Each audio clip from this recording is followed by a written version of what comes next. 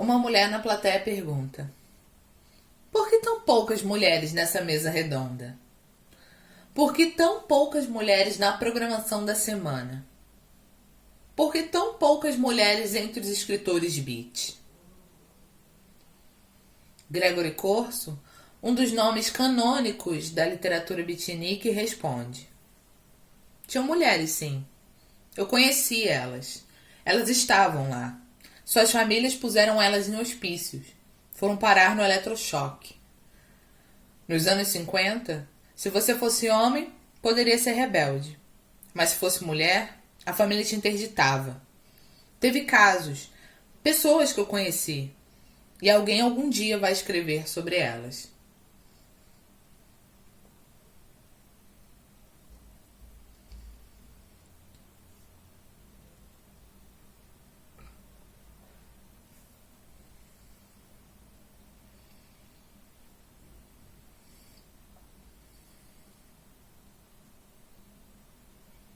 A pesquisadora Regina Del Castanhe, também escritora e professora da Universidade de Brasília, pinta o panorama do modelo literário que se perpetua.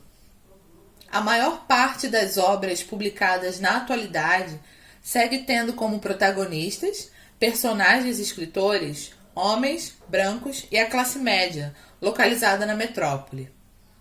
Mesmo que esse retrato seja do cenário historial brasileiro, o vemos refletido e preservado nas mais diversas correntes literárias, como a manutenção dos valores rejeitados por jovens escritores na década de 50, sobre a pungente quebra de padrões sociais e dos núcleos família, indivíduo, sonho americano, contudo ainda atrelados a estereótipos e assimétricas representações do feminino.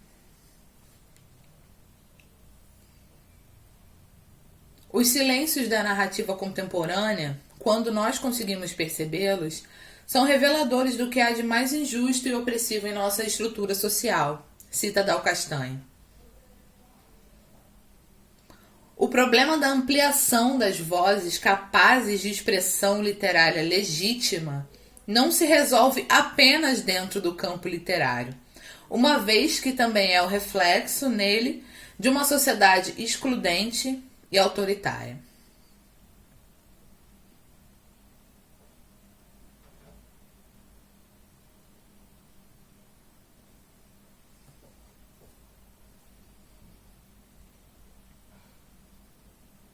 Elise Nada Cohen, nascida em 1933, era filha única de uma família judia de classe média de Nova York.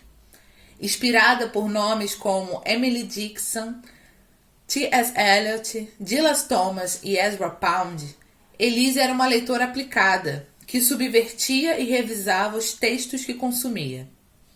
A jovem escritora estudou na renomada Barnard College, mas abandonou o curso, rompendo com o conservadorismo e indo mais adiante do limiar do que a sociedade da Guerra Fria ofertava. Elise sofreu com depressão, o uso deliberado de drogas, o abuso de anfetamina, que na época era usada como tratamento de patologias, e internações compulsórias em hospitais psiquiátricos, como o Bellevue e o Hillside Mental Hospital. O pouco que se sabe sobre a sua história é uma grande colcha de retalhos que une as memórias, as histórias e poesias de amigos e pessoas que a conheceram. Em 1962, após completar 29 anos, Elise Cohen se atira do 7º andar do prédio em que morava, em Washington Heights, a fim de escapar de mais uma alienante interdição coerciva. O suicídio da jovem poeta era um fardo pesado para uma família tradicional judia, e seu trabalho é destruído.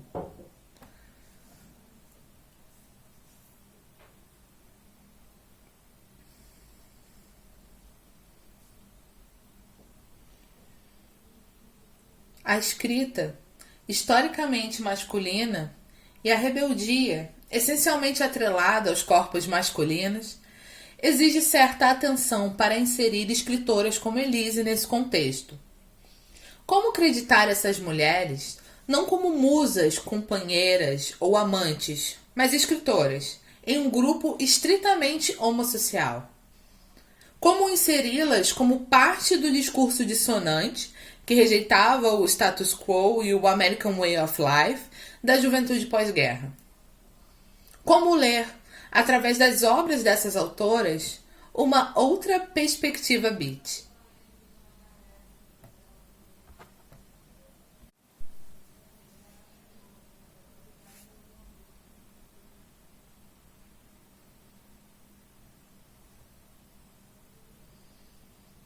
Elise Cohen esteve entre essas mulheres, ainda que o mito criado sobre a sua imagem seja a alegoria da jovem suicida, ou a nota de rodapé da biografia de Ginsberg, com o qual se relacionou, foi amiga e influência artística, além de datilografar o importante poema Kaddish.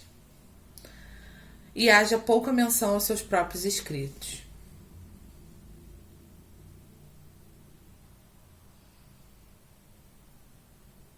Alguns fatores marcantes contribuem para o seu apagamento, no que se caracteriza a geração beatnik como categoria e gênero literário. É Joyce Johnson, com quem estudou na Barnett College, que discorre, em 1983, no livro Minor Characters, sobre as memórias do período, nos apresenta Elise Cohen e retira das sombras as personagens secundárias. Também a ideia de first thought, best thought, como expressão de espontaneidade na escrita, publicação e estilística do movimento beat, desconsidera essas escritoras. Em especial Elise, estudiosa dos cânones, obcecada pela forma e métrica e que acumulava diversos rascunhos e revisões de seus textos. Muitos dos poemas inéditos de Cohen foram queimados pela sua família e vizinhos após sua morte, considerando a temática escandalosa, obscena e lúgubre do material. No entanto, alguns poemas foram resgatados pelo amigo Lewis Kerr e publicados em revistas literárias ao longo da década de 1960. Mas Léo, apresentando-se como o único detentor dos escritos de Elise, a exemplo de The Body is a Humble Thing, realiza edições no texto e altera seu poema, adicionando a ele um atenuante político que se encaixava no momento editorial, mudando a palavra corpo, um agente neutro, para a palavra mulher, e seleciona, dentre os trabalhos, aqueles com temáticas que se relacionavam com seu suicídio, como a solidão, depressão, morte e angústia. A perda significativa de sua obra tornou ainda mais difícil avaliar a repercussão que ela poderia ter no movimento feminista contemporâneo se suas obras tivessem sido publicadas durante a sua vida, ou então preservadas após sua morte.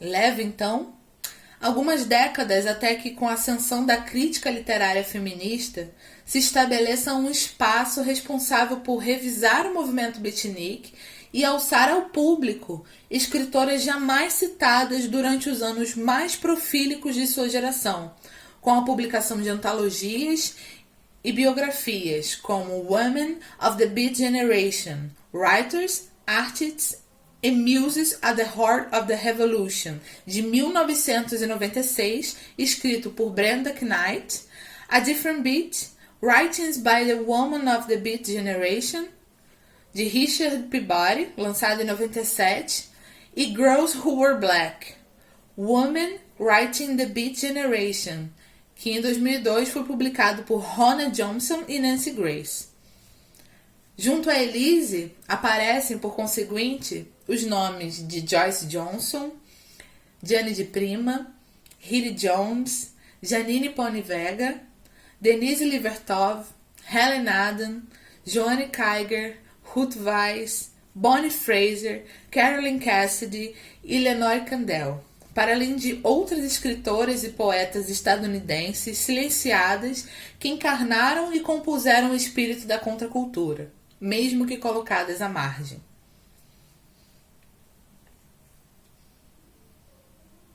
O único volume de poemas exclusivamente dela, a coletânea Elise Cohen, Poems and Fragments, de 2014, é resultado de um trabalho meticuloso e diligente do poeta e pesquisador Tony Trigrillo.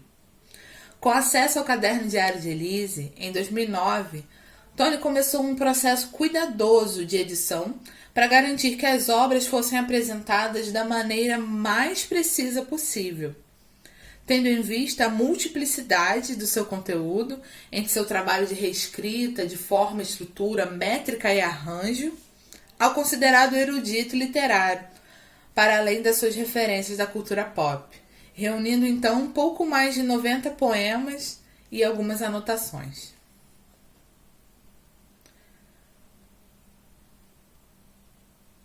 Embora o que se sabe não tenha publicado nada em vida e grande parte da sua obra tenha sido perdida, silenciada ou modificada, o legado da sua obra poética continua relevante. Elise Cohen foi uma vanguardista de sua época, uma ladra da linguagem que reverberou a voz das experiências femininas marginalizadas, criando um impacto duradouro na crítica literária feminista.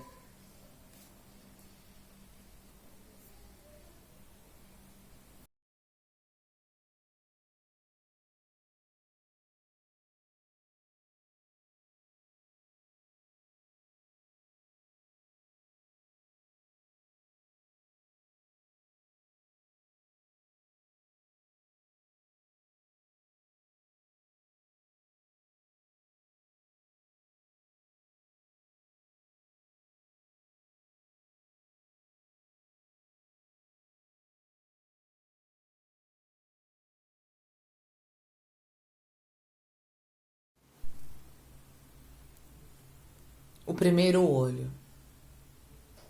O primeiro olho se abre com o calor do sol, para olhá-lo fixo. O segundo olho se abre rasgado por um boticário e segurado por palitos de dente, sistemas e palavras. Gosto de piscar em espelhos. Só sei que pode haver outros porque um deles dói quando penso demais. O primeiro olho é cego. Não há nenhum outro.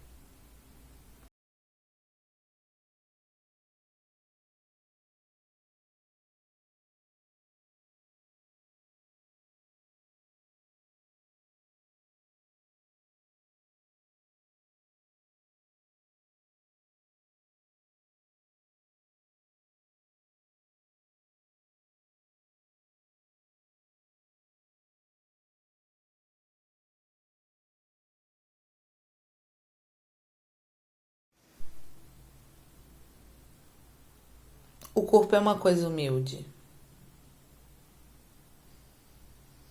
O corpo é uma coisa humilde, feito de morte e água, a modo é usá-lo básico, e que a mente delimite.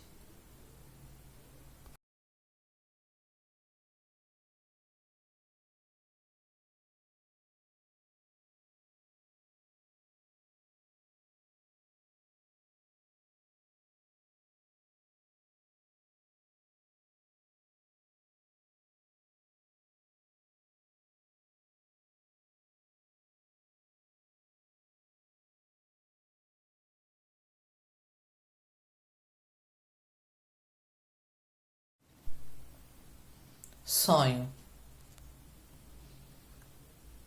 Não consigo lembrar de tudo. Ar limpo. Estou com mamãe e papai. Estão me levando ao médico, já que estou doente, neurótica.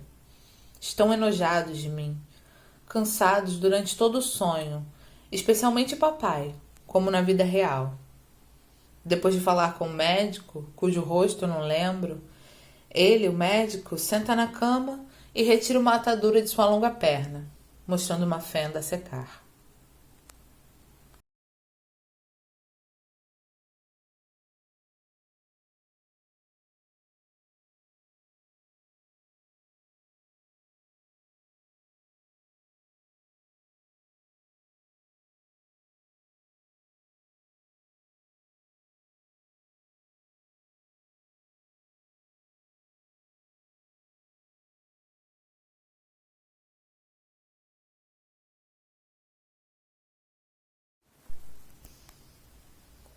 Quero me vestir e sair. Quero me vestir e sair e subir em um ônibus, pegar um cheque e registrar um seguro-desemprego. Corpo, por que esse sentimento engraçado? Pavor? De quê? Morte? Morte tão desejada? Morte da mente. Paz? Não. A dissolução a 7 palmos.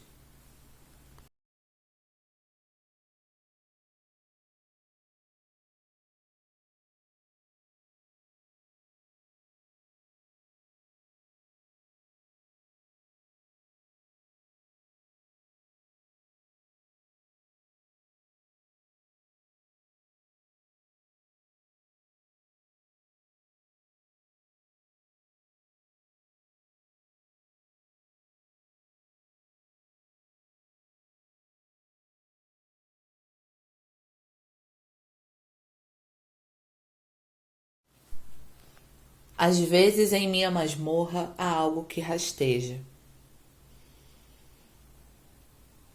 Em algum lugar nessa masmorra, algo rastejante, uma lagarta eriçada, um viracê borboleta, ficará desapontada se não houver dia para ver? Se tornasse uma mariposa? Que triste visão, pois não há nada além dessas paredes. Sou o único clarão.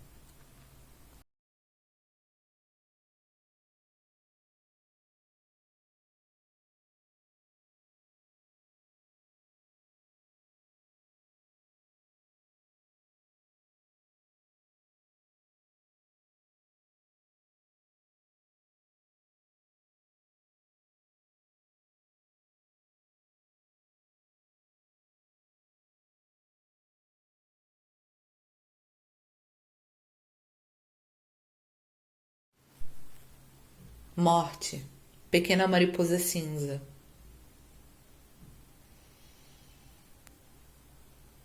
Morte, pequena mariposa cinza.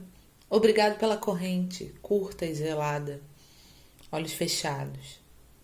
Frio.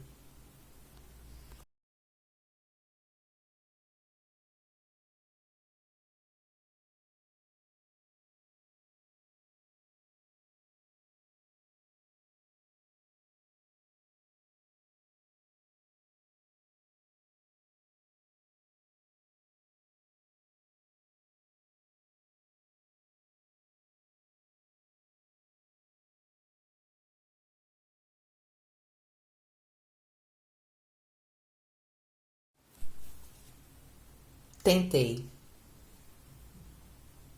Tentei. Tenho tentado. Tentarei de novo, apesar da fraqueza do meu ser. Não há nada digno além de Deus e você. E Deus foi dormir.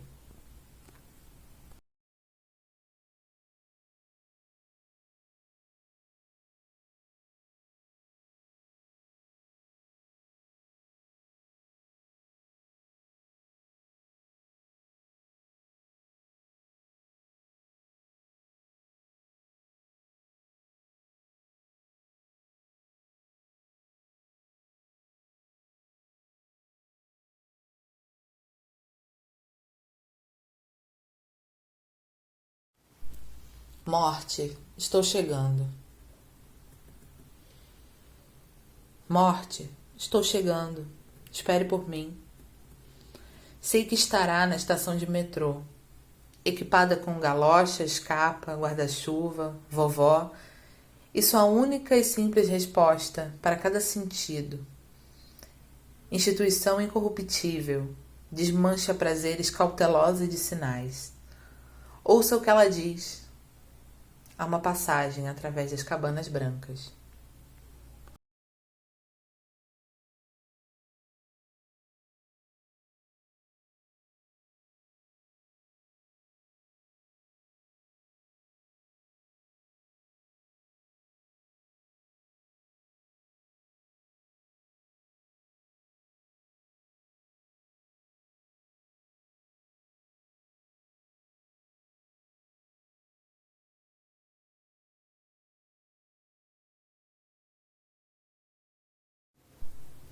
Sem amor. sem amor, sem compaixão, sem inteligência, sem beleza, sem humildade. 27 anos são suficientes. Mãe, tarde demais. Anos de mesquinhez. Me desculpe. Papai, o que houve? Allen, me perdoe. Peter, jovem rosa sagrada. Beth, tal bravura feminina. Keith, obrigada. Joyce, garota tão bela. Howard, querido, se cuide. Léo, abre as janelas e shalom. Carol, faça acontecer. Me deixem agora, por favor. Por favor, me deixem ir.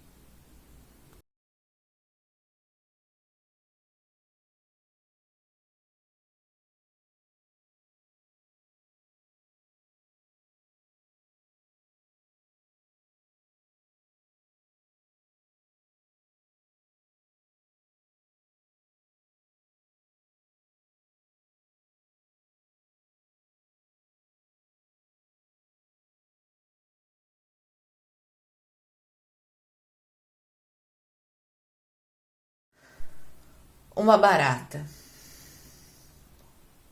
Uma barata rastejou para dentro do meu sapato. Gostou da fragrância da escuridão. Uma barata escalou meu sapato. Longe do frio e luz, arrasto minha mão. Ah, seguindo barata. O melhor que posso fazer por você é compará-la ao bronze e judeus. Não é bem-vinda a usar meu sapato como descanso de viagem.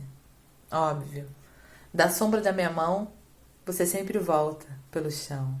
Mas, olhe, você perdeu uma antena. Eu trato você seriamente afetiva como um bebê.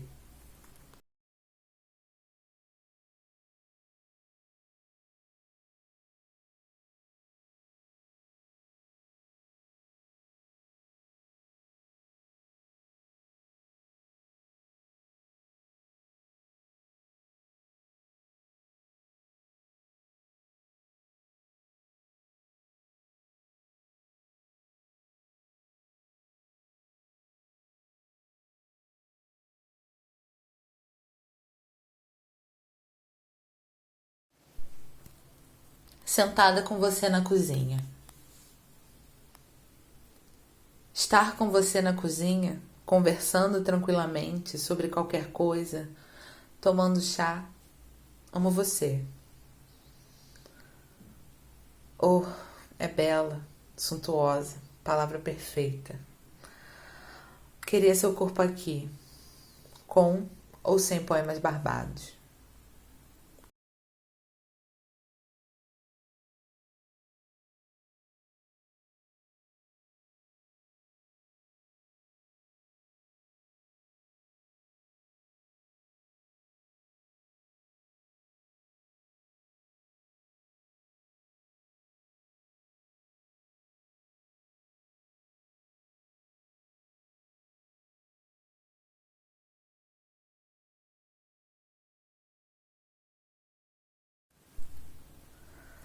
Seus braços em torno de mim a noite inteira.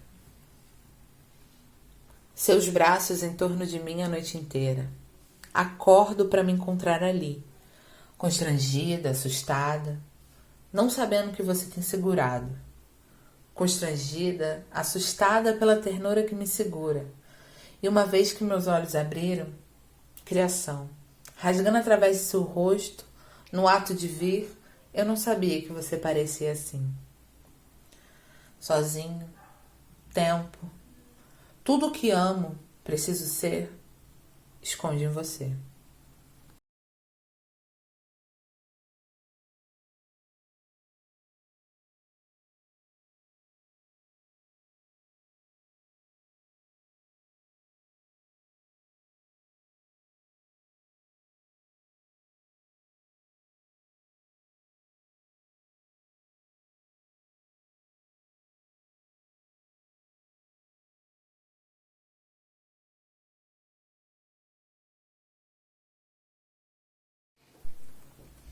O aroma dos cigarros do Sr. Rochester. O aroma do cigarro do Sr. Rochester, entre as flores, explodindo através. Estou tentando me sufocar. Pensamento delicado, colocado. Frankenstein de delicada graça, colocado por meu medo, e você, graciosamente, leva-me pela garganta.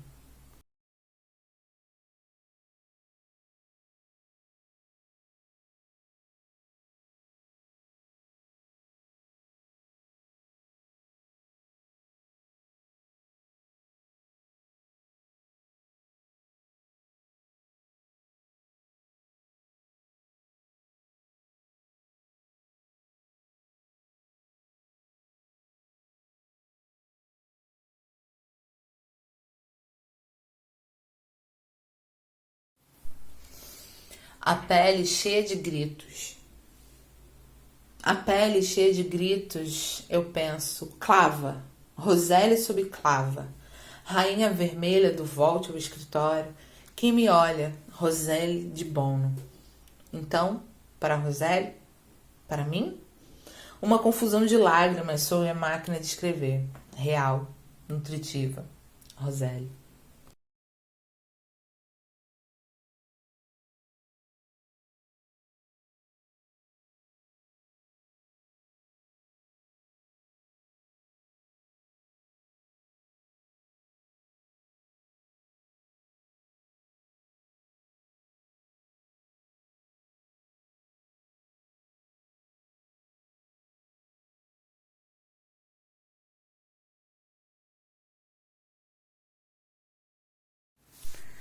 Deus amado dos troncos tortos da Fifth Avenue, despeja em tuas veias meu pó voluntário, que eu golpeio teu mundo de barriga seca em louvor das pequenas agonias.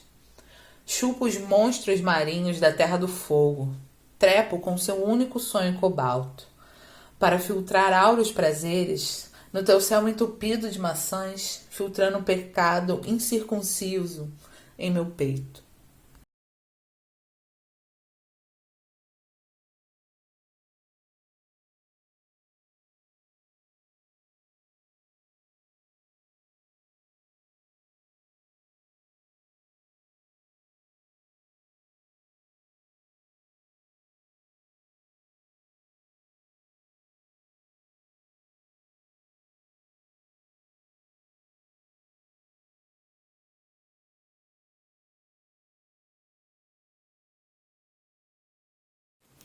Será que vou ter que fugir de você para não te matar? Me mudar para Sutton Place nos confins da mente, de volta às formigas de São Francisco para fugir de você? Já sei. Vou esfaimar um gato faminto e dar-lhe o nome de Darwin. Anjos, se eu rastejasse para dentro da rachadura em sua parede, quatro patas destrambelhadas, burra demais para falar, o que fariam você e sua dinastia? Me matariam de cócegas sob seus pés indiferentes? Me ensinariam a ser uma barata improvisada? Viveriam de minha carne e usariam meus ossos de muros de barata? Barata? Preparem-se, que estou chegando.